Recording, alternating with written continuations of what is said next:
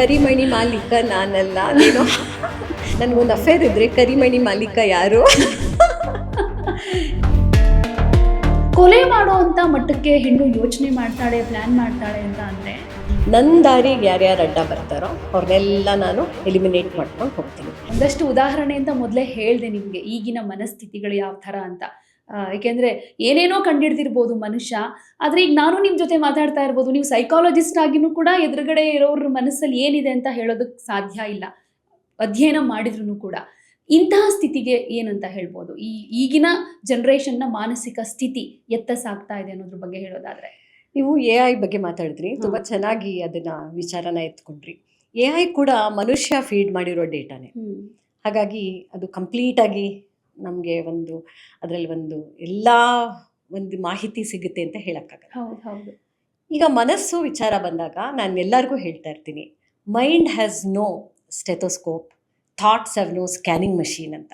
ಈಗ ನಾವು ಒಂದು ಶರೀರದ ಅಂಗಾಂಗ ಪರೀಕ್ಷೆ ಅಂದರೆ ನಾವೇನು ಮಾಡ್ತೀವಿ, ಒಂದು MRI ಸ್ಕ್ಯಾನ್ ಮಾಡಿಸ್ಕೊಂಡು ಬನ್ನಿ, ಅಬ್ಡಾಮಿನಲ್ ಸ್ಕ್ಯಾನ್ ಮಾಡಿಸ್ಕೊಂಡು ಬನ್ನಿ, ಹೀಗೆ ನಾವು ರೇಡಿಯಾಲಜಿ ಡಿಪಾರ್ಟ್ಮೆಂಟ್ಗೆ ಹೋಗ್ಬಿಡ್ತೀವಿ ಶರೀರದಲ್ಲಿ ಏನಾಗ್ತಾ ಇದೆ ಅಂತ. ಆದರೆ ಮನಸ್ಸಿನಲ್ಲಿ ನಾಗಾಲೋಟದಲ್ಲಿ ಓಡ್ತಾ ಇರುವಂಥ ಆಲೋಚನೆಗಳನ್ನು ಮನುಷ್ಯ, ಒಬ್ಬ ವ್ಯಕ್ತಿ ಅವನೇ ಅದನ್ನು ಅವಲೋಕನ ಮಾಡ್ಕೊಳ್ಳೋಕ್ಕೆ ಆಗೋದಿಲ್ಲ. ಮತ್ತು ಸ್ಟೆಥೋಸ್ಕೋಪ್ ಇಲ್ಲ, ಹೃದಯಕ್ಕೆ ನಾವು ಸ್ಟೆತ್ ಹಾಕಿ ನೋಡ್ತೀವಿ ಏನಾಗ್ತಾ ಇದೆ ಅಂತ. ಹಾಗೆ ಮನಸ್ಸಿಗೆ ಸ್ಟೆಥೋಸ್ಕೋಪು ಇಲ್ಲ ಅಥವಾ ಯಾವ ಸ್ಕ್ಯಾನಿಂಗ್ ಮಷೀನು ಇಲ್ಲ. ಇಲ್ಲಿ ಒಂದು ಸೈಕಾಲಜಿಸ್ಟ್ನ ಹ್ಯೂಮನ್ ಮೆಡಿಸನ್ ಅಂತ ಕರೀತಾರೆ. ಯಾಕೆಂದರೆ ಯಾರೋ ನನ್ನ ಜೊತೆ ಮಾತಾಡೋಕ್ಕೆ ಬರ್ತಾ ಇದ್ದಾರೆ ಅಂದರೆ ನಾನು ಅವ್ರ ಮನಸ್ಸಿನಲ್ಲಿರೋ ಆಲೋಚನೆಗಳನ್ನೆಲ್ಲ ತಿಳ್ಕೊಂಬಿಡ್ಬೇಕು ಅಂತಲ್ಲ, ತಿಳ್ಕೊಳ್ಳೋಕೆ ಸಾಧ್ಯನೂ ಇಲ್ಲ. ಒಂದು ಅಧ್ಯಯನದ ಪ್ರಕಾರ ಒಂದು ದಿನದಲ್ಲಿ ಒಬ್ಬ ಮನುಷ್ಯನಿಗೆ 20,000 ಥರದ ಆಲೋಚನೆಗಳು ಬಂದು ಹೋಗ್ಬೋದು, ಅಥವಾ ಒಂದೇ ಆಲೋಚನೆ 20,000 ಬಾರಿ ಬರ್ಬೋದು. ಸೊ ಒಂದು ದಿನದಲ್ಲಿ ನಾವು ಅಷ್ಟು ಆಲೋಚನೆ ಮಾಡ್ತೀವಿ ಅಂದರೆ ನಾವು ಇನ್ನೊಬ್ಬರ ಆಲೋಚನೆಗಳನ್ನು ತಿಳ್ಕೊತೀವಿ ಅನ್ನೋದೇ ತಪ್ಪು. Psychology is not thought reading. ಈಗ ನನಗೆ ವರ್ತನಾ ಸಮಸ್ಯೆ ಇರ್ಬೋದು, ಅಥವಾ ಆ್ಯಂಗ್ಸೈಟಿಯಿಂದ ಕೆಲವು ಪರ್ಫಾರ್ಮೆನ್ಸ್ ಆ್ಯಂಗ್ಸೈಟಿ ಬರ್ಬೋದು. ನಂಗೆ ತುಂಬ ಹಾಡು ಹೇಳೋಕ್ಕೆ ಇಷ್ಟ, ಆದರೆ ಮೈಕ್ ನೋಡಿದ ತಕ್ಷಣ ಭಯ ಆಗುತ್ತೆ. ಸ್ಟೇಜಲ್ಲಿ ಪ್ರತಿಮಾ ಥರ ಆ್ಯಂಕರಿಂಗ್ ಮಾಡಬೇಕು, ಆದರೆ ನನಗೆ ಕಾಮಾಗಿ ಕುತ್ಕೊಳ್ಳೋಕ್ಕೆ ಆಗಲ್ಲ, ತುಂಬ ಹೆದರ್ಕೊಂಡ್ಬಿಡ್ತೀನಿ, ಮಾತು ತಡಬಡಾಯಿಸುತ್ತೆ, ಉಗ್ಗತ್ತೆ. ಇದೆಲ್ಲನೂ ನಾವು ಆಲೋಚನೆ ಮಾಡ್ಕೊಂಡು ಬಂದಾಗ ಪರ್ಫಾರ್ಮೆನ್ಸ್ ಆ್ಯಂಗ್ಸೈಟಿ ಇದು. ಕೆಲವರಿಗೆ ಮಾರಲ್ ಆ್ಯಂಗ್ಸೈಟಿ ಇರುತ್ತೆ, ಯಾರೋ ಚೀಟ್ ಮಾಡಿಬಿಟ್ರು ಅಂದರೆ ಅವ್ರಿಗೆ ತಡ್ಕೊಳಕ್ಕಾಗಲ್ಲ. ಇನ್ನು ಕೆಲವರಿಗೆ ಈ ಆ್ಯಂಗ್ಸೈಟಿನಲ್ಲೇ ಎಷ್ಟೊಂದು ವಿಧ ಇರುತ್ತಲ್ಲ, ಅದನ್ನು ನಾವು ವರ್ತನೆಯಲ್ಲಿ ನೋಡ್ತಾ ಇರ್ತೀವಿ. ವರ್ತನಾ ಸಮಸ್ಯೆಗಳು, ವ್ಯಕ್ತಿತ್ವ ದೋಷಗಳು, ಮತ್ತು ಈ ಆ್ಯಂಗ್ಸೈಟಿಯಿಂದ ಉತ್ಪಾದನೆ ಆಗುವಂಥ ನಮಗೆ ಪರ್ಫಾರ್ಮ್ ಮಾಡೋಕ್ಕಾಗದೇ ಇರೋವಂಥ ಸನ್ನಿವೇಶಗಳು, ನಿರ್ಧಾರ ತಗೊಳಕ್ಕಾಗಲ್ಲ. ಅಂದರೆ ಈ ಮನೆ ಅಪಾರ್ಟ್ಮೆಂಟ್ ತಗೊಂಡ್ಲಾ ಅಥವಾ ಇಂಡಿಪೆಂಡೆಂಟ್ ಹೌಸ್ ತಗೊಳ್ಳ, 7 ವರ್ಷ ಆಲೋಚನೆ ಮಾಡಿರ್ತಾರೆ. ಎಷ್ಟು ಅವ್ರ ಮನಸ್ಸಲ್ಲಿ ಗೊಂದಲ ಇರ್ಬೋದು, ನೀವೇ ಲೆಕ್ಕ ಹಾಕಿ. ಅದರಿಂದ ಒಬ್ಬ ವ್ಯಕ್ತಿಯ ಆಲೋಚನೆ ಹೀಗೇ ಇರುತ್ತೆ ಅಂತ ನಾವು ಹೇಳೋಕ್ಕಾಗಲ್ಲ. ಆದರೆ ನಾವು ಇದನ್ನು ಒಂದು ಕ್ಲಾಸಿಫೈ ಮಾಡ್ಕೊಳ್ತಾ ಬರೋ ಹಾಗಿದ್ರೆ, ಒಂದು ಮಗು ಒಂದು ಅಲ್ಪತೃಪ್ತಿಯಿಂದ ಜೀವನ, ಒಂದು ದಾರ ಕೊಟ್ಟರು ಆಟ ಆಡ್ಕೊಳ್ತಾ ಇರುತ್ತೆ, ಅಲ್ಪತೃಪ್ತಿ. ಅದು ಅತೃಪ್ತಿ ಶುರುವಾಗೋದು ತಾಯಿ ಅದನ್ನೆಲ್ಲೋ ಬಿಟ್ಟು ಹೊಟ್ಟೋದ್ಲು, ಅಭದ್ರತೆಯಿಂದ ಅದಕ್ಕೆ ಅಲ್ಪತೃಪ್ತಿಯಿಂದ ಅತೃಪ್ತಿಗೆ ಹೋಗುತ್ತೆ, ಅಮ್ಮ ಸದಾ ಇರಲಿ ಅಂತ. ಹಾಗೆ ತನ್ನ ಒಂದು ಶಾಲೆ ಒಂದು ಚಟುವಟಿಕೆ ಎಲ್ಲ ಬಂದಾಗ ಅದಕ್ಕೆ ತೃಪ್ತಿ ಸಿಕ್ಕುತ್ತೆ, ಎಲ್ಲರೂ ಅಲ್ಲಿ ಗುಡ್ ಅಂತಾರೆ, ಗುಡ್ ಬಿಹೇವಿಯರ್, ಬ್ಯಾಡ್ ಬಿಹೇವಿಯರ್. ಸೊ ಅದಕ್ಕೆ ನಾನು ಸರಿ ತಪ್ಪು ಎಲ್ಲ ಗೊತ್ತಾದಾಗ ಒಂದು ತೃಪ್ತಿ ಬರುತ್ತೆ. ಸಂತೃಪ್ತಿ ಮತ್ತು ಸಾಕ್ಷಾತ್ಕಾರ ಇವೆರಡನ್ನ ಒಂದು ಸ್ಕೇಲ್ ಇಟ್ಕೊಂಡು ನೋಡಿದಾಗ ಯಾತ್ರಲ್ಲಿ ನನಗೆ ಸಂತೃಪ್ತಿ ಸಿಗುತ್ತೆ. ಒಂದು ರೈತನಿಗೆ ಸಂತೃಪ್ತಿ ಬರ್ಬೋದು, ಟೊಮೆಟೊ ಒಂದು ಕಾಯಿ ಕಚ್ಚಿಬಿಟ್ಟಿದೆ, ಅದಿನ್ನೂ ಕೆಂಪಾಗಿಲ್ಲ, ಹಸಿರಾಗಿರುವಾಗಲೇ ಅವನಿಗೆ ಸಂತೃಪ್ತಿ ಬಂದ್ಬಿಟ್ಟಿರುತ್ತೆ. ಸಾಕ್ಷಾತ್ಕಾರ ಅನ್ನೋದು ಒಬ್ಬ ವ್ಯಕ್ತಿ ತಾನೇನೇ ಗಳಿಸಿದ್ರು ಎಲ್ಲ ದಾನ ಮಾಡಿಬಿಡ್ತಾನೆ. ಪುರಂದರದಾಸರು ನವಕೋಟಿ ನಾರಾಯಣ ಆಗಿರ್ತಾರೆ, ಅವರು ವೈರಾಗ್ಯದಲ್ಲಿ ಎಲ್ಲ ನನಗೆ ಇದು ಬೇಡ ಅಂತ ನಾವು ಯಾವಾಗ ಹೇಳ್ತೀವಿ ಅದೇ ಸಾಕ್ಷಾತ್ಕಾರ. ಮನಸ್ಸು ಅಲ್ಪತೃಪ್ತಿ, ಅತೃಪ್ತಿ, ತೃಪ್ತಿ, ಸಂತೃಪ್ತಿ, ಸಾಕ್ಷಾತ್ಕಾರ ಯಾವ್ಯಾವಾಗ ಇದನ್ನು ಮುಟ್ತಾ ಇರುತ್ತೆ, ಯಾರು ಅದನ್ನು ಮುಟ್ಟುತ್ತಾರೆ, ಈ ಗೊಂದಲಗಳು ಭಾರಿ ಇರ್ತವೆ. ಅಲ್ಲ, ಈಗಂತೂ ಸಂತೃಪ್ತಿ ಅನ್ನೋದು ಯಾರಲ್ಲೂ ಕಾಣಿಸ್ತಾನೆ ಇಲ್ಲ ಅಲ್ವಾ? ಇನ್ನು ಸಾಕ್ಷಾತ್ಕಾರ ಅನ್ನೋ ಮಾತು ಬರೋದೇ ಇಲ್ಲ. ಅತೃಪ್ತಿ ಕಾಡ್ತಾ ಇರುತ್ತೆ, ಅದಕ್ಕೆ ಅತೃಪ್ತಿ ಆತ್ಮಗಳು ಅತೃಪ್ತ ಆತ್ಮಗಳು ಅಂತ ತುಂಬಾ ಸಲ ಕೆಲವ್ರನ್ನ ಹೇಳಿದ್ದಿದೆ. ಹೌದು. ಬಟ್ ಏನಂತ ಅಂದ್ರೆ ಈಗ ನಾನು ಒಂದಷ್ಟು ಘಟನೆಗಳನ್ನ ಉಲ್ಲೇಖ ಮಾಡೋದಾದ್ರೆ ನೀವು ಕೂಡ ನೋಡಿರ್ತೀರಾ. ಹೌದು. ಹುಡುಗ ಬೇಡ ಅಂದಿದ್ರೆ ಆಯ್ತು ಮನೇಲಿ ಹೇಳಿ ಇದ್ ಮಾಡ್ಕೊ. ಇವಾಗಿನ ಕಾಲದಲ್ಲಿ ನಾವು ನೋಡಿರ್ತೀವಿ, ಬೆಳಗ್ಗೆ ಲವ್ ಆದ್ರೆ ಮಧ್ಯಾಹ್ನ ಡೇಟಿಂಗು, ಸಂಜೆ ಅಷ್ಟೊತ್ತಿಗೆ ಬ್ರೇಕಪ್ ಅನ್ನೋ ಲೆವೆಲಿಗೆ ಆಗಿದೆ. ಅಂತ ಒಂದು ಆಪ್ಷನ್ಸ್ ಕೂಡ ಇರಬೇಕಾದ್ರೆ ಕೊಲೆ ಮಾಡುವಂತ ಮಟ್ಟಕ್ಕೆ ಹೆಣ್ಣು ಯೋಚನೆ ಮಾಡ್ತಾಳೆ, ಪ್ಲಾನ್ ಮಾಡ್ತಾಳೆ ಅಂತ ಅಂದ್ರೆ ಏನು, ಯಾವ ಥರದ ಆಲೋಚನೆಗಳು ಅದೆಲ್ಲ? ನೋಡಿ, ಯಾವುದೇ ಸಮಸ್ಯೆನ ನಾವು ಅವಲೋಕಿಸಬೇಕಾದ್ರೆ ಸಾಮಾಜಿಕ ಕಾರಣಗಳು ಮತ್ತು ಸೈಕಾಲಜಿಕಲ್ ವ್ಯಕ್ತಿಗತ ಕಾರಣಗಳನ್ನು ನೋಡಬೇಕಾಗುತ್ತೆ. ಸಾಮಾಜಿಕ ಅಂತ ಬಂದಾಗ ಕುಟುಂಬ ಬರುತ್ತೆ. ಕುಟುಂಬ ವ್ಯಕ್ತಿಯನ್ನ ಒಂದು ಪ್ಯುಬರ್ಟಿವರೆಗೂ ಶೇಪ್ ಮಾಡ್ಬೋದು. ಒಂದು ಪ್ರೌಢಾವಸ್ಥೆಗೆ ಮಗು ಬರೋ ತನಕ ನಾವು ಹೇಳಿದ್ದೆಲ್ಲ ಅದು ಕೇಳ್ತಾ ಇರುತ್ತೆ. ಯಾವಾಗ ಸೆಕ್ಷುವಲ್ ಡೆವಲಪ್ಮೆಂಟ್ ಶುರುವಾಗುತ್ತೆ, ಮಗುವಿನ ದೇಹ ಒಂದು ಪಕ್ವತೆಗೆ ಬಂದ್ರೂ ಮನಸ್ಸು ಪಕ್ವತೆಗೆ ಹಿಡಿತಕ್ಕೆ ಸಿಕ್ಕಿರಲ್ಲ. ಅಲ್ಲಿ ಹಾರ್ಮೋನುಗಳ ಸ್ರವಿಕೆ ಆಗುತ್ತೆ. ಅದರಿಂದ ಒಬ್ಬ ಮನುಷ್ಯನನ್ನು ನಾವು ಅರ್ಥ ಮಾಡ್ಕೊಳ್ಬೇಕು ಅಂತಂದರೆ ಬರೀ ಸೈಕಾಲಜಿ ಸಾಲಲ್ಲ, ಅಲ್ಲಿ ಜೆನೆಟಿಕ್ಸ್ ಇರ್ಬೋದು, ಬಯಾಲಜಿ ಇರ್ಬೋದು, ಮತ್ತು ಸಾಮಾಜಿಕ ನೆಲೆಗಟ್ಟಲ್ಲಿ ಬೆಳೆದು ಬಂದ ವಾತಾವರಣ ಎಲ್ಲನೂ ಸೇರಿಸ್ಬಿಟ್ಟು ಒಂದು ವ್ಯಕ್ತಿ ಆಗಿರ್ತಾನೆ. ಸೊ ಇಲ್ಲಿ ಏನಾಗ್ತಾ ಇದೆ ಅಂದರೆ, ಒಂದು ಕೆಲವು ಕುಟುಂಬಗಳಲ್ಲಿ ನಾವು ತಗೊಂಡಾಗ ತಂದೆನೇ ಒಂದು ತಾಯಿಗೆ ಮರ್ಯಾದೆ ಕೊಡ್ತಾ ಇರಲ್ಲ. ಆ ಒಂದು ಕೋಪದಲ್ಲಿ ಹೆಣ್ಮಕ್ಳು ಬೆಳೀತಾ ಇರುತ್ತೆ. ಹೆಣ್ಮಗು ಆಯಿತು ಅಂದಾಗ ಅವಳೋ ಹೆಣ್ಮಕ್ಳು ತುಂಬ ಜನ ಇದ್ದಾರೆ, ಅವ್ರಿಗೆ ಹೆಣ್ಮಕ್ಳು ಬೇಡ, ಗಂಡ್ಮಕ್ಳೇ ಬೇಕು. ಆದರೆ ಗಂಡ್ಮಗು ಆಗುವಂಥ ಒಂದು ಜೆನೆಟಿಕ್ ಕೋಡು ಗಂಡಸರಲ್ಲಿ ಇರುತ್ತೆ ಅಂತ ಆ ಹೆಣ್ಣಿಗೆ ಗೊತ್ತಿಲ್ಲ. ನನ್ನಿಂದಾಗಿದ್ದು ಹೆಣ್ಣಾಗೋಯ್ತು. ಹೆಣ್ಣು ಮಗುನ ನಾವು ಇನ್ನೂ ರಿಜೆಕ್ಟ್ ಮಾಡ್ತಾ ಇದ್ದೀವಿ. AI ಬಂದಿರ್ಬೋದು, 2026ಕ್ಕೆ ನಾವು ಹೋಗಿರ್ಬೋದು. ಆದರೆ ಹೆಣ್ಣಾಯಿತು ಅಂದಾಗ ಬೇಜಾರು ಮಾಡ್ಕೊಳ್ಳೋ ಅಂತ ಹೆಣ್ಮಕ್ಳು ಬಹಳ ಜನ ಇದ್ದಾರೆ. ಈ ಹುಡುಗಿ ಕ್ರೌರ್ಯ ಅಂತ ನಾವು ಏನು ನೋಡ್ತಾ ಇದ್ದೀವಿ, ಇಲ್ಲಿ ರಿಜೆಕ್ಟ್ ಇರುತ್ತೆ. ಆದರೂ ಅವಳು ಕ್ರೌರ್ಯಕ್ಕೆ ಹೋಗಬಾರ್ದು. ಯಾಕೆ ಹೋಗುತ್ತೆ ಅನ್ನೋದಕ್ಕೆ ನಾವು ಕೆಲವು ಕಾರಣಗಳನ್ನು ನೋಡಿ ಆಮೇಲೆ ಅವಳ ಮನಸ್ಸಿಗೆ ಬೇಕಾದರೆ ಹೋಗೋಣ. ಇದು ಅಕ್ಷಮ್ಯ ಅಪರಾಧ. ಯಾರ್ದೋ ಮನೆ ಮಗುನ ನನಗೆ ಸಾಯಿಸೋಕ್ಕೆ ಹಕ್ಕಿಲ್ಲ, ಹೆಂಗೆ ಅದು ನಾನು ಕೈಗೆ ತಗೊಳ್ತೀನಿ? ಎಲಿಮಿನೇಟ್ ಮಾಡೋದು. ಈ ಎಲಿಮಿನೇಷನ್ ಪ್ರಕ್ರಿಯೆ ಎಷ್ಟು ಒಂದು ಒಳೊಳಗೆ ಇರುತ್ತೆ ಅಂದರೆ, ಕಂಪನಿಗಳಲ್ಲೂ ಇರ್ಬೋದು. ಇವ್ರು ಬಂದಿದ್ದ ತಕ್ಷಣ, ನಾನು ಮ್ಯಾನೇಜರ್ ಆಗಿ ಹೋಗಿದ ತಕ್ಷಣ ನನ್ನ ಟಾರ್ಗೆಟ್ ಇರುತ್ತೆ, ನಾನು ಇವಳನ್ನ ಅವನನ್ನ ಎಲಿಮಿನೇಟ್ ಮಾಡಿಬಿಡೋಣ. ಯಾಕಂದ್ರೆ ನನಗೆ ಅಧಿಕಾರ ಇದೆ. ಅಧಿಕಾರ ಯಾವಾಗಲೂ ಮನುಷ್ಯನ ಮನಸ್ಸನ್ನು ಕ್ರೌರ್ಯಕ್ಕೆ ತಗೊಂಡು ಹೋಗುತ್ತೆ. ಹಣನೂ ಅಷ್ಟೇ, ನನ್ನಲ್ಲಿ ಒಂದು ಹಣದ ದರ್ಪ ಅಂತ ಕರಿತೀವಿ. ಆದರೆ ಹಣದಿಂದ ದರ್ಪ ಬಂತ ಅನ್ನೋದ್ರೆ ವೈಯಕ್ತಿಕ ಕಾರಣದಿಂದ ನನಗೆ ಅಹಂಕಾರ ಮೊದಲೇ ಇರ್ಬೋದು, ಹಣ ಸೇರ್ತಾ ನನಗೆ ಅಹಂಕಾರ ಜಾಸ್ತಿ ಆಗುತ್ತೆ. ಇಲ್ಲಿ ಸಾಮಾಜಿಕ ಕಾರಣಗಳು ಅಂದರೆ ಕುಟುಂಬ, ಹೆಣ್ಣನ್ನು ನೋಡೋ ರೀತಿ, ಮತ್ತು ಕುಟುಂಬದಲ್ಲಿ ಹೆಣ್ಮಕ್ಳಿಗೆ ನಾವು ಕೊಡದೇ ಇರೋವಂಥ ಸ್ವಾತಂತ್ರ್ಯ ಇಲ್ಲದೆ ಇರೋದಿರ್ಬೋದು. ಇಲ್ಲಿ ಕಾಲೇಜ್ ಒಂದೇನಾಗುತ್ತೆ, ಅವ್ರಿಗೆ ಸ್ಟಾಪ್ ಗ್ಯಾಪು, ಮದುವೆಗೂ ಒಂದು PUCಗೂ ಮಧ್ಯ ಸ್ಟಾಪ್ ಗ್ಯಾಪ್, ನೀನೇನಾದರೂ ಮಜಾ ಮಾಡ್ಕೊಂತ. ಸೊ ಇಲ್ಲಿ ನಾನು ಆವಾಗಲೇ ಹೇಳಿದೆ ಆಂಗ್ಸೈಟಿ ಅಂತ, ವಲ್ನರಬಿಲಿಟಿ. ಈಗ ನೀರು ನೋಡಿದ ತಕ್ಷಣ ಅಲ್ಲಿ ಧುಮುಕ್ಬಿಡ್ಬೇಕು, ಬೆಟ್ಟ ನೋಡಿದ ತಕ್ಷಣ ಹತ್ಬಿಡ್ಬೇಕು, ಒಂದು ಬೈಕ್ ನೋಡಿದ ತಕ್ಷಣ ಅದನ್ನು ರೈಡ್ ಮಾಡೋದೇನು ಅಂತ ನೋಡ್ಬಿಡ್ಬೇಕು. ಹೈ ಎಂಡ್ ಏನಿದ್ರು ಒಂದೆಲ್ಲ ನೋಡ್ಕೊಂಡು ಬಂದಾಗ ಎಲ್ಲವೂ ಫಾಸ್ಟಾಗಿ ಅಂದ್ಕೊಂಡಿದ್ದ ತಕ್ಷಣ ಆಗಿಬಿಡಬೇಕು ಅನ್ನೋ ಮನಸ್ಸು. ಇವ್ರಿಗೆ ಇಂಪಲ್ಸ್ ಕಂಟ್ರೋಲ್ ಇರಲ್ಲ. ಇಂಥವ್ರೆ ಅಪೋಸಿಷನಲ್ ಡಿಫೈನ್ಡ್ ಡಿಸಾರ್ಡರ್, ಏತಿ ಅಂದರೆ ಪ್ರೀತಿ ಅಂತ ಹೇಳ್ತೀವಲ್ಲ, ಆ ಥರ ವರ್ತನೆಗೆ ಇವರು ಶುರು ಮಾಡ್ಕೊಂಡ್ಬಿಡ್ತಾರೆ. ನೀನು 8:30ಗೆ ಮನೆಗೆ ಬರಬೇಕು ಅಂತಂದರೆ ಅವ್ರು ಬೇಕಂತಾನೆ ಲೇಟಾಗಿ ಬರ್ತಾರೆ. ನೀ ಹೇಳಿದ್ಯಾ ಅಲ್ವಾ, ನಾನು ಅದಕ್ಕೆ ಹೇಳ್ದಂಗೆ ಯಾಕೆ ಕೇಳಬೇಕು ಅಂತ. ಇಲ್ಲಿ ಪ್ಯುಬರ್ಟಿ ಆದಮೇಲೆ, ಪ್ರೌಢಾವಸ್ಥೆಗೆ ಬಂದಮೇಲೆ ಈ ರೀತಿಯ ತಿಕ್ಕಲ್ತನಗಳು ಮಕ್ಕಳಲ್ಲಿ ಜಾಸ್ತಿ ಆಗುತ್ತೆ. ಆವಾಗ ತಂದೆ ತಾಯಿ ಹೇಗೆ ಕಂಟ್ರೋಲ್ ಮಾಡಿರ್ತಾರೆ, ಅವ್ರ ಹೆಣ್ಮಕ್ಳು ಅವ್ರಿಗೆ ಸಾಕಾಗೋಗಿರುತ್ತೆ. ಎಷ್ಟು ಹೆದರಿಸ್ತಾರೆ ಅಂದರೆ, ಚಾಕು ತೊಗೊಂಡು ನಾನು ಇವಾಗ ಚುಚ್ಕೊಂಡ್ಬಿಡ್ತೀನಿ ಅನ್ನೋದು, ಇದೆಲ್ಲ ಅವ್ರು ಇಗ್ನೋರ್ ಮಾಡ್ಕೊಂಡು ಬಂದಿರ್ತಾರೆ ಮನೆಯಲ್ಲಿ. ಅಥವಾ ಒಂದು ಅಯೋಡೆಕ್ಸ್ ಸ್ಪ್ರೇನ ಬಾಯಿಗೆ ಇಟ್ಕೊಂಡ್ಬಿಟ್ಟು ನಾನು ಇವಾಗೆಲ್ಲ ಸುರ್ಕೊಂಡು ಸತ್ತೋಗ್ಬಿಡ್ತೀನಿ ಅಂತ ಹೆದರಿಸೋದು. ಅವ್ರೇನು ಸಾಯಲ್ಲ, ಬಟ್ ನಾವು ನೆಗ್ಲೆಕ್ಟು ಮಾಡೋಕ್ಕಾಗಲ್ವಲ್ಲ, ಹಂಗೆ ಹೇಳ್ತೀನಿ. ಅಪ್ಪ ಅಮ್ಮ ಆ ಜಾಗದಲ್ಲಿ ಇದ್ದಾಗ ಇನ್ನೇನೋ ಆಗೋದು ಬೇಡ, ನಾವೇ ಅಡ್ಜಸ್ಟ್ ಮಾಡ್ಕೊಳ್ಳೋಣ ಅಂತ ಸೈಲೆಂಟ್ ಆಗಿದ್ಬಿಡ್ತಾರೆ. ಈಗ ಎಲ್ಲರಿಗೂ ಏನು ಅಂದರೆ, ಈಗ ಒಂದು HR ಹೆಡ್ಗೆ ನಾನೊಂದು ಸೈಕಾಲಜಿಸ್ಟ್ ಅನ್ನೋ ಭಾವನೆ, ಒಂದು ಡಾಕ್ಟ್ರಿಗೆ ನಾನು ಇಷ್ಟೊಂದು ಪೇಷಂಟ್ ನೋಡ್ತಾ ಇದ್ದೀನಿ ಸೈಕಾಲಜಿಸ್ಟ್ ಅನ್ನೋ ಭಾವನೆ, ಅಥವಾ ನೀವೇ ಎಷ್ಟೊಂದು ಜನನ್ನ ಇವಾಗ ಜರ್ನಲಿಸ್ಟಾಗಿ ಇಂಟರ್ವ್ಯೂ ನನಗೂ ಎಲ್ಲ ಗೊತ್ತಾಗುತ್ತೆ ಅಂತ. ಆದರೆ ಒಂದು ವ್ಯಕ್ತಿಯನ್ನು ನನ್ನ ಮುಂದೆ, ಈಗ ನಾನು ಹೇಗೆ ನಿಮ್ಮ ಮುಂದೆ ಕೂತಿದ್ದೀನೋ ಆ ವ್ಯಕ್ತಿ ನನ್ನ ಮುಂದೆ ಕೂತಾಗ ಒಂದು ಶರಣಾಗತ ಭಾವದಲ್ಲಿರ್ತಾರೆ. ಇದು ಮೇಕಪ್ ಹಚ್ಚಿಸ್ಕೊಳ್ಳೋಕ್ಕೆ ಪಾರ್ಲರ್ಗೆ ಹೋಗೋ ಅಂಥ ಹೆಣ್ಮಕ್ಳು ಹೇಗೆ ಕೂತಿರ್ತಾರೋ ಆ ರೀತಿ ನನ್ನ ಜವಾಬ್ದಾರಿ. ಏನನ್ನು ಮೇಕಪ್ ಮಾಡಬೇಕು, ಯಾವ ಥಾಟ್, ಯಾವ ಮೂಡ್, ಯಾವ ಬಿಹೇವಿಯರು, ಮತ್ತು ಮನಸ್ಥಿತಿ, ಒಂದು ಆಲೋಚನೆ, ವರ್ತನೆ ಮತ್ತು ವ್ಯಕ್ತಿತ್ವ, ಈ 4 ಅವರು ನಮ್ಮ ಮುಂದೆ ಬಿಚ್ಚಿಡ್ತಾರೆ. ನಾವು ಓದೋ ಗೋಜಿ ಇಲ್ಲ. This is my time, I have come to alter something in me ಅನ್ನೋ ಒಂದು ಶರಣಾಗತ ಭಾವದಲ್ಲೇ ಬರ್ತಾರೆ. ಯಾರು ನನ್ನನ್ನು ನೀನೆಷ್ಟು ನನ್ನನ್ನು ಓದ್ತೀಯಾ ಹೇಳು ಅಂತ ಚಾಲೆಂಜಲ್ಲಿ ಯಾರೂ ಇದುವರೆಗೂ ಬಂದಿಲ್ಲ. ಸೊ ಅದರಿಂದ ಆ ವಾತಾವರಣನೇ ಬೇರೆ. ಆ ವಾತಾವರಣದಲ್ಲಿ ನೀವು ಕೂತ್ಕೊಂಡಾಗ ಮಾತ್ರ ಆ ಮನಸ್ಸು ಏನು ಅನ್ನೋದು ಸಿಗುತ್ತೆ.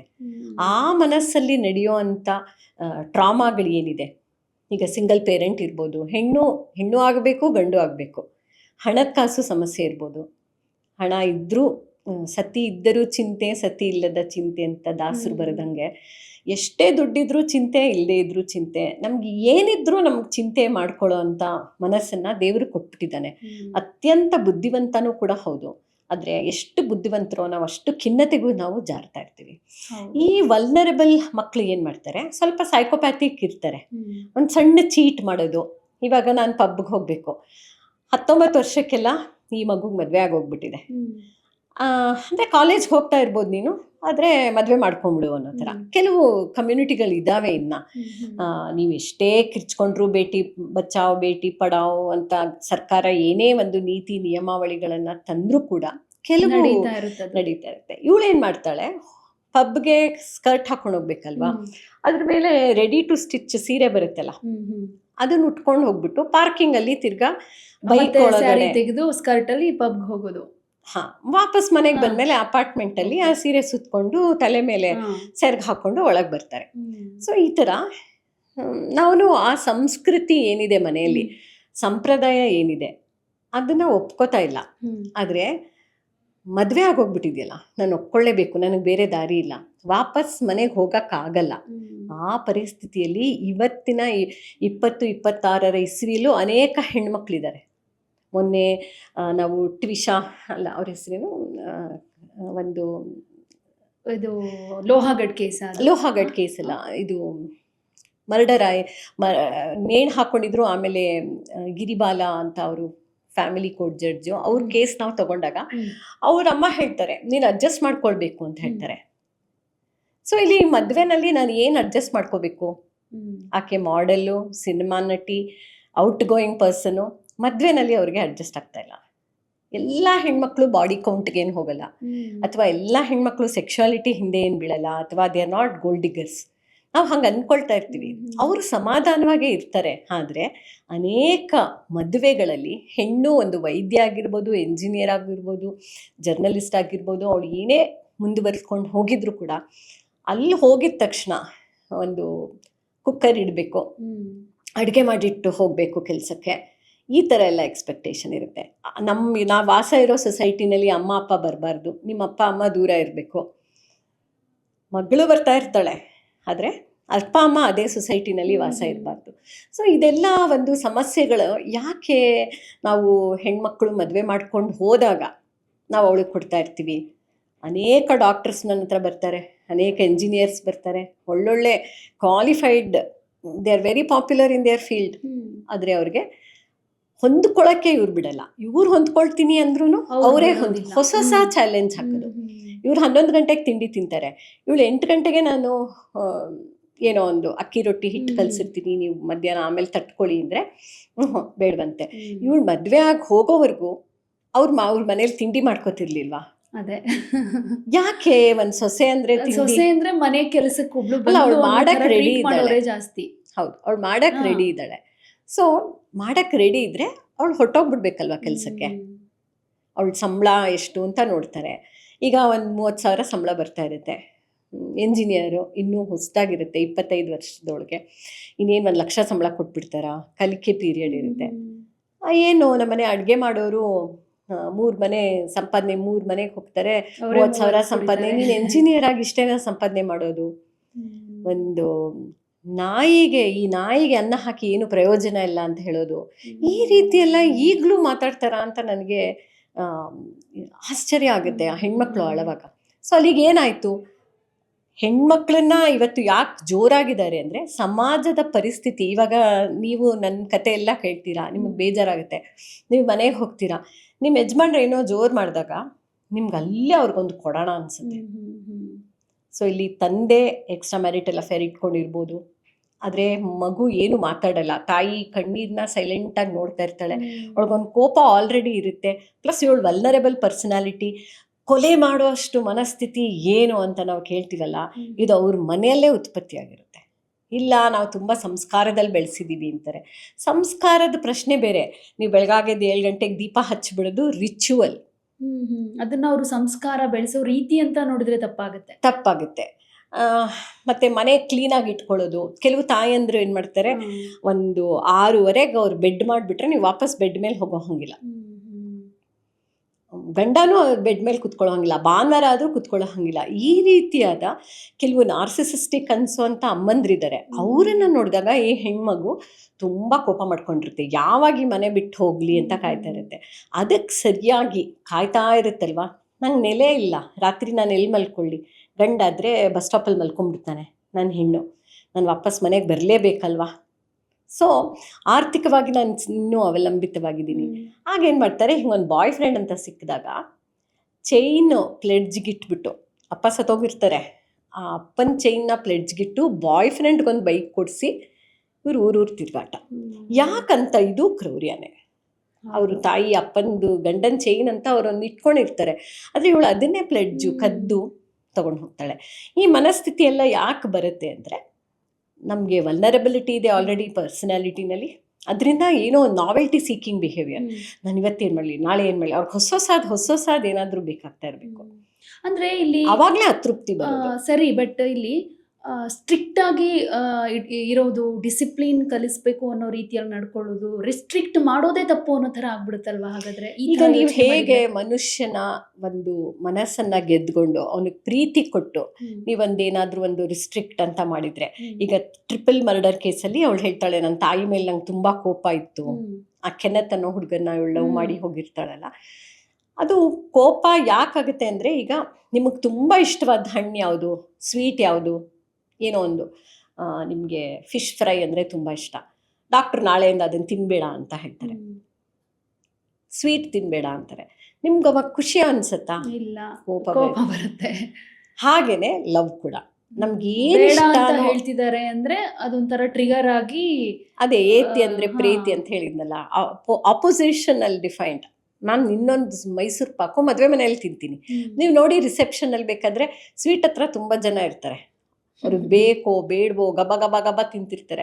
ಅದು ವೆಡ್ಡಿಂಗ್ ರಿಸೆಪ್ಷನಲ್ಲಿ ಅವರು ಅಷ್ಟೊಂದು ಐಟಮ್ ಮಾಡಿಸೋದೇ ನನ್ನ ಪ್ರಕಾರ ತಪ್ಪು. ಅದು ಗ್ರೀಡ್ ಅಲ್ವಾ. ಸುಮ್ಮನೆ ಇದ್ದವರು ಬಂದಿದೀವಲ್ಲ, ನೋಡಿದೀವಲ್ವಾ, ಒಂದ್ಸಲ ಟ್ರೈ ಮಾಡೋಣ ಅಂತನಾರು ಹೋಗ್ತಾರೆ, ಇಲ್ಲ ಅಂದ್ರೆ ಕೇಳಕ್ ಹೋಗಲ್ಲ. ಡಯಾಬಿಟಿಕ್ ಇದ್ರು ಈ ಕಡೆ ಮಸಾಲೆ ದೋಸೆ ತಿಂತೀರಾ, ಜಿಡ್ಡು, ಆ ಕಡೆ ಪಲಾವ್ ತಿಂತೀರಾ, ಇನ್ನೇನೋ ಗ್ರೇವಿ ಹಾಕಿಸ್ಕೊಂತೀರಾ, ಐಸ್ ಕ್ರೀಮು, ನೋಡಿ ಬೇಕಾದ್ರೆ ವಯಸ್ಸಾದವ್ರು ಸಣ್ಣಕ್ಕೆಲ್ಲ ತಿನ್ಕೊಂಡ್ಬಂದ್ಬಿಟ್ಟಿರ್ತಾರೆ. ಯಾಕೆ ಇದೆಲ್ಲ ಮಕ್ಕಳಲ್ಲೇ ಇರುತ್ತೆ ಅಂತಲ್ಲ, ಇದೆಲ್ಲ ಏಜ್ ಗ್ರೂಪಲ್ಲೂ ನಾವು ಕಾಣ್ತೀವಿ. ಏನು ಬೇಡ ಅಂತೀವೋ ಅದನ್ನೇ ಮಾಡೋ ಅಂಥ ಮನೋಭಾವ. ಯಾಕೆ ಹೇಳ್ತಾ ಇದ್ದಾರೆ ಅಂತ ಅರ್ಥ ಮಾಡ್ಕೊಳ್ಳಲ್ಲ. ಎಲ್ಲೆಲ್ಲಿ ಡಿಸಿಪ್ಲಿನ್ ಇರುತ್ತೋ ಅಲ್ಲೆಲ್ಲ ರಿಲೇಷನ್ಶಿಪ್ ಬ್ರೇಕ್ ಡೌನ್ ಆಗೇ ಆಗುತ್ತೆ. ಈಗ ಅಪ್ಪ 60 ವರ್ಷ ಆದಮೇಲೆ ಒಂದು ಎಕ್ಸ್ಟ್ರಾ ಮ್ಯಾರಿಟಲ್ ಅಫೇರ್ ಇಟ್ಕೊಂಡಿರ್ತಾ ಇರ್ತಾರೆ, ಅವ್ರ ಅಮ್ಮ ಅಳ್ತಾ ಇರ್ತಾರೆ, ಈ ಹುಡುಗಿ ಕೋಪ ಬರುತ್ತೆ, ತಂದೆ ಮೇಲೆ ಯಾರೂ ಪೊಲೀಸ್ ಕಂಪ್ಲೇಂಟ್ ಕೊಡಲ್ಲ. ಈ ಗಂಡ ಏನಾದರೂ ಅಂದಾಗ, ಅಥವಾ ಗಂಡ ಏನಾದರೂ, ಈಗ ನಾನು ನೀವು ಮಾತಾಡ್ತಾ ಇದ್ದೀವಿ, ಅವ್ರು ಯಾರೋ ಬಂದ ತಕ್ಷಣ ಮಾತು ನಿಲ್ಲಿಸ್ಬಿಡ್ತೀವಿ, ಅವಳಿಗೆ ಅನುಮಾನ ಶುರುವಾಗುತ್ತೆ, ಯಾರ ಜೊತೆ ಮಾತಾಡ್ತಾ ಇದ್ದೆ, ನಾನು ಬಂದ ತಕ್ಷಣ ಯಾಕೆ ಫೋನ್ ಇಟ್ಟೆ, ನೀವಿಬ್ರು ಏನು ಮಾತಾಡ್ಕೋತಾ ಇದ್ರಿ, ನನ್ನ ಬಗ್ಗೆನೇ ಏನಾದರೂ ಮಾತಾಡ್ತಿದ್ರಾ ಅಂತ. ಯಾಕೆ ಅಂದರೆ ತಂದೆ, ಇದನ್ನ ಟ್ರಾನ್ಸ್ಫರೆನ್ಸ್ ಅಂತೀವಿ. ತಂದೆ ಮನೆಯಲ್ಲಿ ಏನು ನಡೆದಿರುತ್ತೋ, ತಾಯಿ ಅಳ್ತಾ ಇರ್ತಾಳಲ್ವಾ, ಆ ತಾಯಿಯ ಅಳು, ಅಸಹಾಯಕತೆ, ಇವಳು internalizing the pain of the mother, ಅದು ಮಾಡ್ಕೊಂಬಿಟ್ಟಿರ್ತಾರೆ. ಆಗ ಇವ್ರಿಗೆ ತಂದೆ ಮೇಲೆ, ಹಳೆ ಕಾಲದಲ್ಲಿ ನೋಡಿ ನೀವು ಸ್ವಲ್ಪ ಒಂದು 30 ವರ್ಷದ ಹಿಂದೆ ತಗೊಂಡ್ರೆ, ಪ್ರೇಮಿಗಳು ಹೋಗಿ ಹೋಟೆಲ್ ರೂಮಲ್ಲಿ ವಿಷ ಕುಡಿದು ಸತ್ತೋಗ್ಬಿಡೋರು, ಮದುವೆ ಆದರೆ ನೀನೇ ಇಲ್ಲದೆ ಇದ್ರೆ ನನಗೇನು ಬೇಡ ಅಂತ. ಆದರೆ ಈಗ ಹುಡುಗನೇ ಎಲಿಮಿನೇಟ್ ಮಾಡೋದು. ಇದಕ್ಕೆ ಸಾಮಾಜಿಕವಾಗಿ ಕಾರಣ ಕೊಡೋದಾದರೆ, ಒಂದು ವೈಯಕ್ತಿಕವಾಗಿ ನಾವು ಇಷ್ಟೊಂದೆಲ್ಲ ವ್ಯಕ್ತಿತ್ವ, ವರ್ತನೆ ಅಂದರೆ ಇಷ್ಟೊಂದೆಲ್ಲ ನಾವು ಉದಾಹರಣೆ ತಗೊಳ್ಬೋದು. ಇಷ್ಟೊತ್ತು ನಾನು ಹೇಳಿದ್ದು ಸಾಮಾಜಿಕ ಕಾರಣ ಅಂದರೆ, ಈಗ ರಘುವಂಶಿ ಕೇಸಲ್ಲಿ ಆ ಸೋನಮ್ ಅನ್ನೋರು ಬೇಲ್ ತಗೊಂಡು ಈಚೆ ಬಂದ್ಬಿಡ್ತಾರೆ. ಈಕೆ ಸಿಯಾ ಗೋಯಲ್ ಅವರು ಗೂಗಲ್ ಮಾಡಿರ್ತಾರಂತೆ, how to kill a person without evidence ಅಂತ. ಈಗ ಡಿಜಿಟಲ್ ಒಂದು ಏನಿದೆ ಎವಿಡೆನ್ಸು ಬಹಳ ಮುಖ್ಯ ಆಗುತ್ತೆ. ಇದನ್ನ ಮೊನ್ನೆ ಯಾವುದೋ ಇಂಟರ್ವ್ಯೂನಲ್ಲಿ ಪೊಲೀಸು ಹೇಳ್ತಾ ಇದ್ದಿದ್ದನ್ನು ಕೇಳಿಸ್ಕೊಂಡೆ. ಅಫ್ಕೋರ್ಸ್ ನಾನು ಪರ್ಸನಲ್ ಆಗಿ ಏನು ಸ್ಟಡಿ ಮಾಡಿಲ್ಲ, ನನಗೂ ಸಾಮಾಜಿಕ ಜಾಲತಾಣದಲ್ಲಿ ಸಿಕ್ಕ ಒಂದು ಮಾಹಿತಿ ಪ್ರಕಾರ ನಾನು ಹೇಳ್ತಾ ಇದ್ದದ್ದು. ಇಲ್ಲಿ ಆಕೆ ಗೂಗಲ್ ಮಾಡಿರ್ತಾರಂತೆ ಹೇಗೆ ಕೊಲೆ ಮಾಡೋದು ಹೇಗೆ ಎವಿಡೆನ್ಸ್ ಇಲ್ದಲೆ ಅಂತ. ಸೊ ಅದರಿಂದ ಅವರು ಕೋಲ್ಡ್ ಬ್ಲಡ್ ಮರ್ಡರ್ ಇದು. ಈಗ ಮನುಷ್ಯನಿಗೆ 4 ಮುಖಗಳಿರುತ್ತೆ.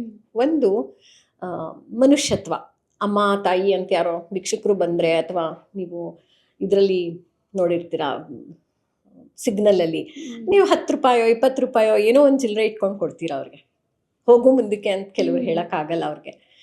ಏನೋ ಒಂದು ಪರಮೇಶ್ವರನ ರೂಪನ್ನು ನೋಡ್ತಾ ಇರ್ತಾರೆ ಭಿಕ್ಷುಕರಲ್ಲಿ, ಕೊಡ್ತಾರೆ ಅವರು. ಸೊ ಇವಾಗ ಅದು ಮನುಷ್ಯತ್ವ. ಚಳಿ ಅಂತ ಬರ್ತಾರೆ, ಒಂದು ಬೆಡ್ಶೀಟ್ ಕೊಡ್ತೀರಾ, ಜಾಕೆಟ್ ಕೊಡ್ತೀರಾ, ಊಟ ಕೊಡ್ತೀರಾ, ಒಂದು 100 ರೂಪಾಯಿ ಕೊಡ್ತೀರಾ, ಇಲ್ಲ ಒಂದು 1000 ರೂಪಾಯಿ, ನಿಮ್ಮ ಕೈಯಲ್ಲಿ ಏನಿರುತ್ತೋ ಕೊಡ್ತೀರಾ. ಇದು ಮನುಷ್ಯತ್ವ. ಸ್ಪಿರಿಚುವಲ್ ಅಂದರೆ ನಾವು ದೌರ್ಜನ್ಯ ಮಾಡ್ತಿರೋದು ಮನುಷ್ಯನ ಮೇಲಲ್ಲ, ಪ್ರಕೃತಿ ಮೇಲೂ ಮಾಡ್ತಾ ಇರ್ತಾನೆ. ಅದನ್ನೆಲ್ಲ ಉಳ್ಸೋಕ್ಕೆ ಎಷ್ಟೊಂದು ಹೋರಾಟಗಾರರು, ಮರ ಆಗಲಿ, ಗುಡ್ಡ ಆಗಲಿ, ನದಿ ಆಗಲಿ, ಕ್ಲೀನಿಂಗ್ ಪರ್ಪಸ್ ಅಂತ ಹೋಗ್ತಾರೆ. ನೀವೇ ನೋಡಿ ಎಷ್ಟೊಂದಿದೆ ಮಾಧ್ಯಮಗಳಲ್ಲಿ, ಎಷ್ಟು ಬಾಟ್ಲುಗಳು, ಕೊಚ್ಚೆ, ಕಸ ಎಲ್ಲ ತುಂಬ್ಕೊಂಬಿಟ್ಟಿರುತ್ತೆ, ಅದೆಲ್ಲ ಇಳಿದು ಕ್ಲೀನ್ ಮಾಡ್ತಿರ್ತಾರೆ. ಅದು ಸ್ಪಿರಿಚುವಾಲಿಟಿ ಅಂದರೆ ಮೆಡಿಟೇಷನ್ ಮಾಡ್ತೀನಿ ಅಂತ ನಾವು ತಪ್ಪು ತಿಳ್ಕೊಂಡಿದ್ದೀವಿ ಅಷ್ಟೇ. ಆ ಒಂದು ಚರಂಡಿಗಿಳಿದು ಆ ಕಸ ಎಲ್ಲ ಸಮಾಜಕ್ಕೋಸ್ಕರ ಕ್ಲೀನ್ ಮಾಡಿ ಕೊಡ್ತಾ ಇರ್ತಾರಲ್ಲ, ನದಿ ನೀರನ್ನ ಹೂಳು ತೆಗೆದು ತಮ್ಮ ವೈಯಕ್ತಿಕ ಸಂಪತ್ತನ್ನು ಹಾಕಿ, ಅದು ಸ್ಪಿರಿಚುವಾಲಿಟಿ. ಈ ಸ್ಪಿರಿಚುವಾಲಿಟಿ ಯಾವಾಗಲೂ ಇರಲ್ಲ. ಈಗ ನೀವು ಜಾಕೆಟ್ ಕೊಟ್ಟವರು ನಿಮ್ಮ ಮನೇಲಿ ಬಂದು, ನಾನು ಒಂದು ರಾತ್ರಿ ಇರ್ತೀನಿ, ನಂಗೆ ಮನೆ ಇಲ್ಲ ಅಂದರೆ ನಾವು ಬಿಡ್ತೀವ? ಅಪಾರ್ಟ್ಮೆಂಟ್ ಒಳಗಡೆನೂ ಸೆಕ್ಯೂರಿಟಿ ಪಕ್ಕನೂ ನಾವು ಜಾಗ ಕೊಡಲ್ಲ.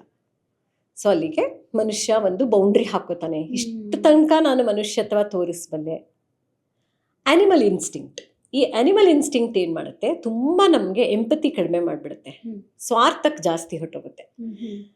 ನಾವು spiritual beings and humane beings, ಮನುಷ್ಯತ್ವ ಇರೋರು ಮತ್ತು ಆಧ್ಯಾತ್ಮಿಕವಾಗಿ ಶಕ್ತರಾಗಿರೋರನ್ನ ನೋಡಿದಾಗ ಅವ್ರಿಗೆ ಹೊರಗಡೆನ ಜಗತ್ತಿನ ಬಗ್ಗೆ ಎಂಪತಿ ಜಾಸ್ತಿ ಇರುತ್ತೆ. ಅವ್ರನ್ನ ಸೋಷಿಯೋಸೆಂಟ್ರಿಕ್ ಪೀಪಲ್ ಅಂತಲೂ ಕರಿಬೋದು. ಈಗೋ ಸೆಂಟ್ರಿಸಿಸಮ್ ಯಾರಿಗೆ ಜಾಸ್ತಿ ಇರುತ್ತೆ?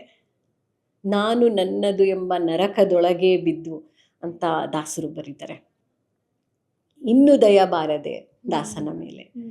ಯಾಕಿದು ನಾನು ನಾನು ನಾನು ಅಂತೀವಿ ಅಂತಂದರೆ, ಇಲ್ಲಿ ಎಂಪತಿ ಕಡಿಮೆ ಇರುತ್ತೆ. ಏನು ಎಂಪತಿ ಅಂದರೆ ಕಂಪ್ಯಾಷನ್, ಎಂಪತಿ, ಅನುಕಂಪ ಇರಬೇಕು ಇನ್ನೊಬ್ಬರ ಮೇಲೆ. ಅಥವಾ ನಿಮ್ಮ ಪರಿಸ್ಥಿತಿಯನ್ನು ನಾನು ನಿಮಗೆ ಹೇಗೆ ತೊಂದರೆ ಆಗ್ತಿದೆಯೋ ಹಾಗೆ ಅರ್ಥ ಮಾಡ್ಕೊಳ್ಳೋವಂಥ ಶಕ್ತಿ ಇರಬೇಕು. ಅದೇ ಕೌನ್ಸಿಲಿಂಗ್. ನಿನ್ಗೆ ಈ ಥರ ಆಗ್ತಿದ್ಯಾ ಅನ್ನೋದೇ ಎಂಪತಿ. ನನಗೆ ಹೆಂಗೆ ಬೇಕೋ ನಾನು ಅರ್ಥ ಮಾಡ್ಕೊಳ್ಳೋದಲ್ಲ. ಅರ್ಥ ಮಾಡ್ಕೊಳ್ಳೋ ಪರಿಧಿನ ನಾನು ವಿಸ್ತಾರ ಮಾಡ್ಕೊಂಡು ಹೋದಷ್ಟು compassion and empathy will also increase. ಯಾವಾಗ ನನಗದು ಕಡಿಮೆ ಆಗೋಗುತ್ತೆ, ನಾನು ಈಗೋ ಸೆಂಟ್ರಿಕ್ ಆಗ್ತೀನಿ, ನಾನು ನಾನು ನಾನು ಅಂತ ಇರ್ತೀನಿ, ಆವಾಗ ನನಗೆ ಹೊರಗಡೆ ಪ್ರಪಂಚ ಕಾಣಿಸಲ್ಲ. ನನ್ನ ವೈಯಕ್ತಿಕವಾಗಿ ನಾನು ಏನು ಸಾಧನೆ ಮಾಡ್ಕೋಬೇಕೋ ಅದನ್ನು ನಾನು ಸಾಧನೆ ಮಾಡ್ಕೊಂಡ್ಬಿಡ್ತೀನಿ. ನಾನು ನನ್ನ ಪ್ರೇಮಿ ಸಾಯ್ತೀವಿ, ನನ್ನ ಪ್ರೇಮಿಗೆ ಸಾಯೋಕ್ಕೆ ಇಷ್ಟ ಇಲ್ಲ, ಅವ್ನು ಹೇಳ್ತಾನೆ ನೀನು ಬೇಕಾದ್ರೆ ಸಾಯಿ, ನಾನು ಸಾಯಲ್ಲ, ನಂಗೆ ಜೀವನ ಅಂದರೆ ಪ್ರೀತಿ ಅಂದ್ಬಿಡ್ತಾನೆ. ಅಂಥ ಕೇಸಲ್ಲಿ ಹುಡುಗನೋ ಹುಡುಗಿನೋ ತಮ್ಮ ಪ್ರೀತಿ ಸಿಗಲಿಲ್ಲ ಅಂತ ಸತ್ತೋರು ಬೇಕಾದಷ್ಟು ಜನ ಇದ್ದಾರೆ, ತ್ಯಾಗ ಮಾಡಿರೋರು ಇದ್ದಾರೆ. ಬಟ್ ಈ ಥರ ಕೇಸ್ಗಳು ಅಂದರೆ ಅದನ್ನೇ ಆ್ಯನಿಮಲ್ ಇನ್ಸ್ಟಿಂಕ್ಟಿಂದ ನೀವು ಡೆಮನಿಕ್ಗೆ, ರಾಕ್ಷಸಿ ಪ್ರವೃತ್ತಿಗೆ ಬಂದ್ಬಿಡ್ತೀರಾ. ರಾಕ್ಷಸಿ ಪ್ರವೃತ್ತಿಯಲ್ಲಿ ಇರೋದೇನು? ಎಲಿಮಿನೇಷನ್. ನನ್ನ ದಾರಿಗೆ ಯಾರ್ಯಾರು ಅಡ್ಡ ಬರ್ತಾರೋ ಅವ್ರನ್ನೆಲ್ಲ ನಾನು ಎಲಿಮಿನೇಟ್ ಮಾಡ್ಕೊಂಡು ಹೋಗ್ತೀನಿ. ಇಲ್ಲಿ young children want pub life.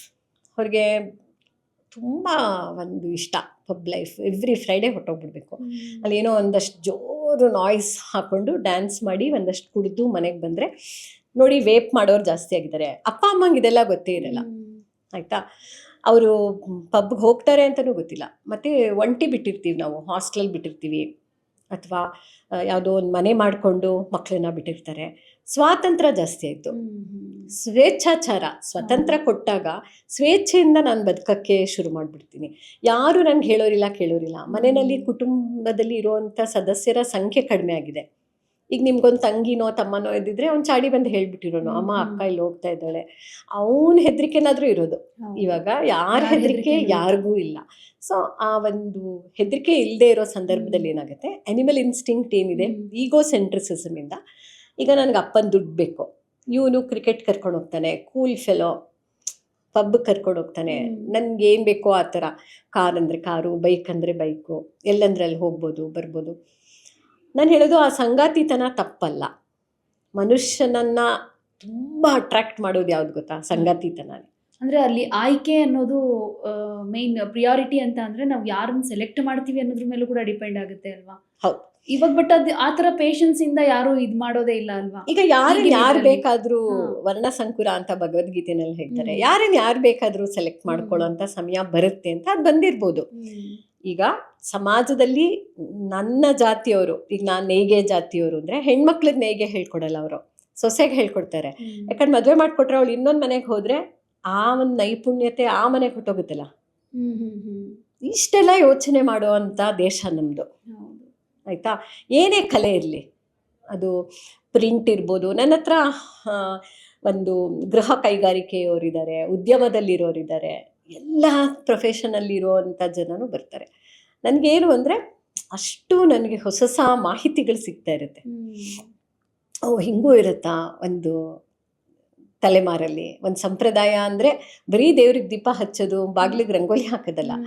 ಸೊಸೆಗೆ ಹೇಳ್ಕೊಡ್ತೀವಿ, ಯಾಕಂದರೆ ಅವಳು ತಾನೆ ನನ್ನ ಮುಂದೆ ಸಂತಾನೋತ್ಪತ್ತಿಗೆ ಕಾರಣ ಆಗಿ ನನ್ನ ಮನೆಗೆ ಸೇರಿದವಳು. ಹೆಣ್ಮಗು ಆದರೆ ಹೊರಗಡೆ ಕನ್ಯಾದಾನ ಮಾಡಿಬಿಡ್ತೀವಿ. ಅದರಿಂದ ಬಿಸ್ನೆಸ್ ಮೆಂಟಾಲಿಟಿ ಕೂಡ ಅದಕ್ಕೆ ಹೋಗಬಾರ್ದು ಅನ್ನೋವಂಥದ್ದು ಇರುತ್ತೆ ಕೆಲವರಲ್ಲಿ. Subscribe to One India and never miss an update. Download the One India app now.